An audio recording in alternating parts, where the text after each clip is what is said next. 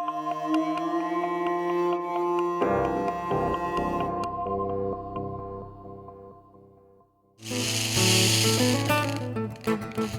can call myself a bead junkie. Beads really have such a depth to them. They're not just a surface kind of color, the way the light hits it, the way it reacts with the materials around it, the way that they're faceted. Color can really play an important part in your piece, and it's a lot of fun to play with it. I think it's important to carry on the tradition of Native art as far as beadwork and, well, just all the different styles, because it's part of who we are, and you can't grow from something if you don't know where it came from.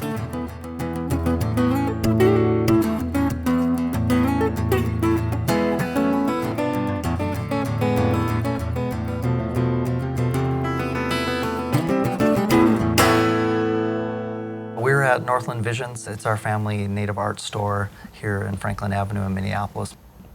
We carry woodlands and plains native art, but I also carry a lot of supplies too. It's my commitment to kind of keep the art going is to carry the supplies that our different native artists use, and then it's also a great place for me to get my own supplies.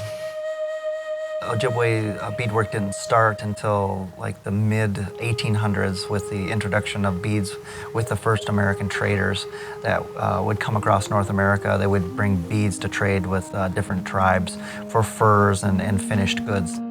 Up until that point, a lot of our tribal art was made with dyed porcupine quills, woven and dyed fibers and things of that nature.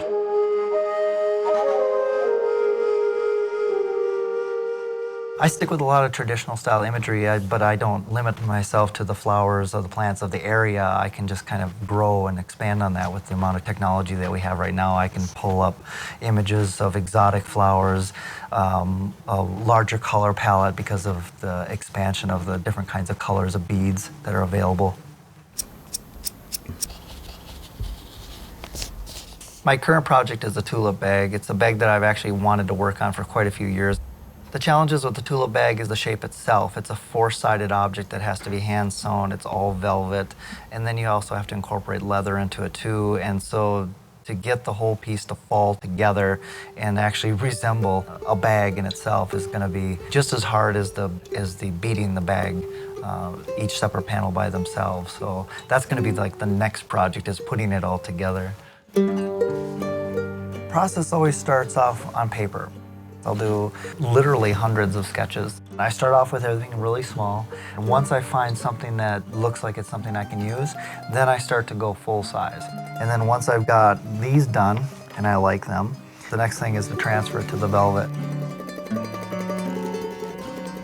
Traditionally, birch bark was used as a template. So you'd cut out, you'd have your palette, like a painter has a palette of colors.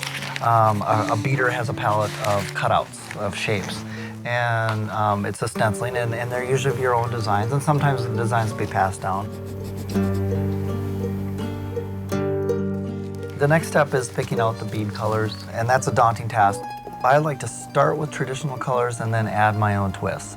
I try to let each piece kind of tell me what color it is. And, you know, sometimes I'll gravitate to some colors, you know, like my favorite color is blue. So I'll end up putting a lot more different variations or a lot more attention to detail when it comes to blue. But then I kind of have to push myself and step back and say, you know, you need to add a little of this, a little of that to kind of balance it out. In our culture, we purposely put a piece of imperfection in our artwork.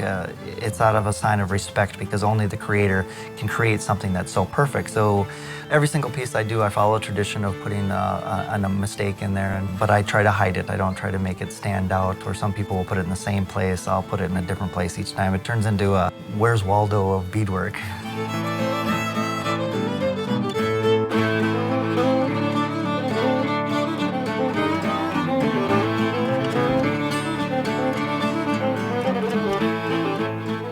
Yanni Reynolds Whitehawk approached me to do a creative board piece for the Minnesota Traveling Art Show. It was really an honor to be chosen as an artist to represent the area in the style that I work in, so I found it quite rewarding to do the piece.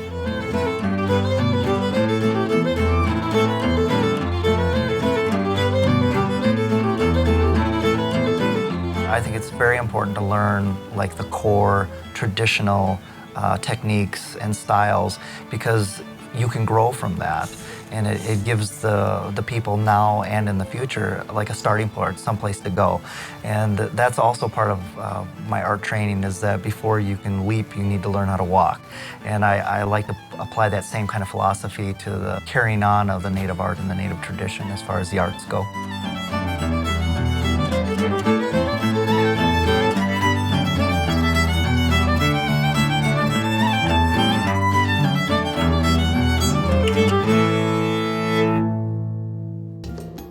Minnesota Original is made possible by the State Arts and Cultural Heritage Fund and the citizens of Minnesota.